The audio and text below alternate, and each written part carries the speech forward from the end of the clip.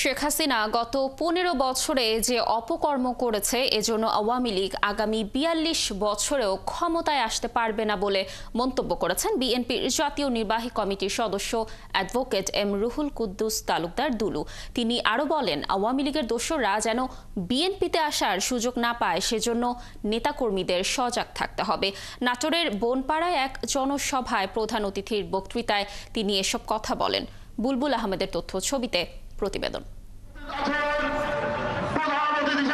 নেতাকর্মীদের উদ্বুদ্ধ করতে রবিবার বিকেলে নাটোরের বনপাড়া বাইপাস মোড়ে জনসভার আয়োজন করে বড়াইগ্রাম উপজেলা পৌর ও বনপাড়া পৌর বিএনপি। জনসভার প্রধান অতিথি ছিলেন বিএনপির জাতীয় নির্বাহী কমিটির সদস্য অ্যাডভোকেট এম রুহুল কুদ্দুস তালুকদার দুলু। বক্তব্যে তিনি বলেন, বিএনপি ক্ষমতায় যায়নি, কেবল শেখ হাসিনার পতন করেছে। আর শেখ হাসিনা ১৫ বছরে যা করেছেন সেজন্য আগামী ৪২ বছরেও ক্ষমতায় যেতে পারবে না আওয়ামী লীগ।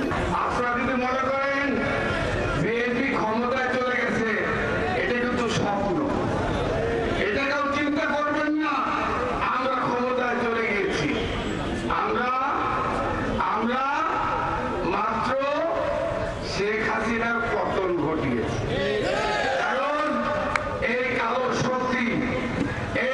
শক্তির দোসররা এই ১৫.৫ বছর বাংলাদেশের মানুষকে শোষণ করেছে, বাংলাদেশের মানুষকে লুট করেছে। তিনি আরো বলেন, আগামী নির্বাচন পর্যন্ত সবাইকে ঐক্যবদ্ধ থাকতে হবে, আর যারা দলে বিভেদ তৈরির চেষ্টা করবে তাদের প্রতিহত করা হবে।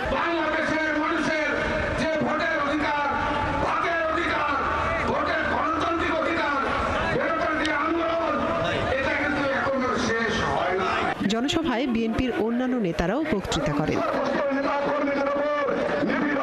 মনিরা কাজুরি, ৭১।